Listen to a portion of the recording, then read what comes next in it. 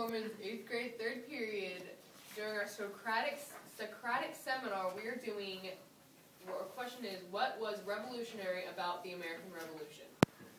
And as soon as I read that question, I thought of revolution. I wanted to know what the definition of revolutionary was, what the definition was. And so I looked it up and I compared it to the American Revolution. And so the definition that I got is an overthrow or repudiation and the thorough replacement of an established government or political system by the people governed.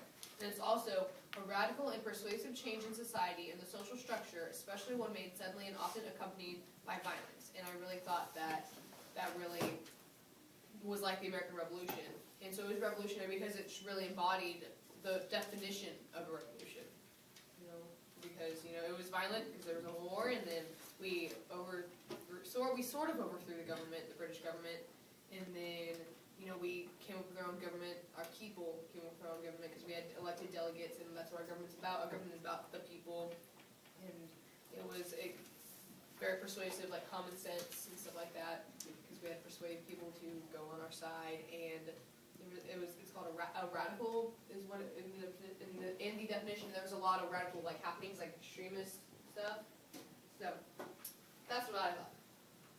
I did a lot like you, but instead of looking at revolution, I looked at to be revolutionary, and what I found was to be radically new or innovative. And we had learned in keyboarding that meant to be new and better. So I thought of America, how once we have won that revolution, we keep improving ourselves as a whole nation together, away from that. What I had written down was, it's not 100% like this, but I found revolt in revolutionary, because we were revolting, we were tearing apart from Great Britain, and we were revolting against them, and I thought that was cool, because you could kind of find revolt in revolutionary. Right.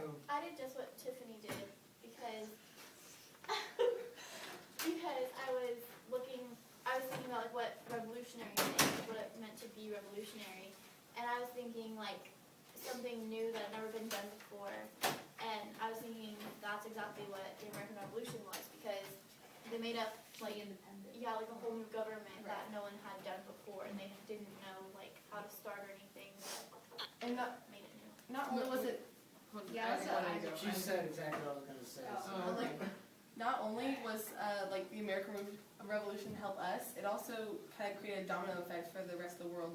How I don't know if it was Libya or somebody just got independence, and so they said they were working on it for a long time, and I hadn't thought about And then when the French Revolution was going on, we always saw ourselves in the revolution, so that's why Jefferson was always supporting it, because we saw it was a reflection of our revolution. Right. Yeah. So, I hadn't thought about it that way. Alright, I agree with what Tiffany and Steve were both saying, and I have some examples. One is that Great Britain was the head power in the world at that time, and people didn't really think about attacking them necessarily or trying to break away from them because they were so powerful. So that was something new that we did. And then also after the war was over, America set up a form of government that hadn't really fully been established before, a democracy where the people get to vote, the people are more involved.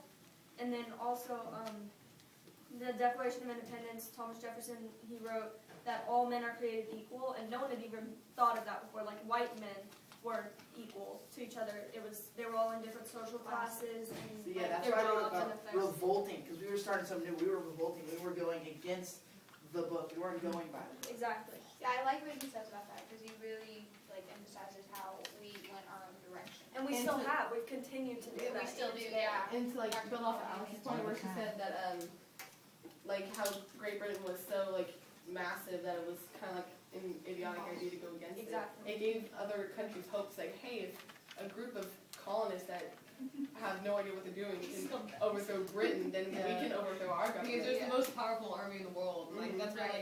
That's why we really impressed France, because they were You know wow. what makes me laugh is it's kind of switching now. Now we're the top dog. Exactly. We're the #1 nation. We're all that good stuff now. Because it was so revolutionary. Yeah, that's what I was thinking, because we tried something and it was a new thing, and it turned out good.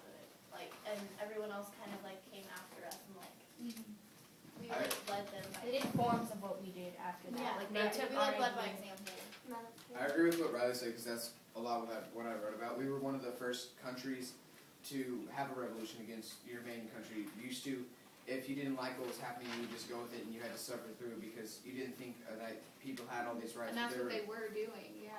And there were a whole bunch of countries to follow, like France in 1789, then Haiti, then all the Chinese ones in the October Revolution, and they all built off of the American Revolution. They all got the idea from us.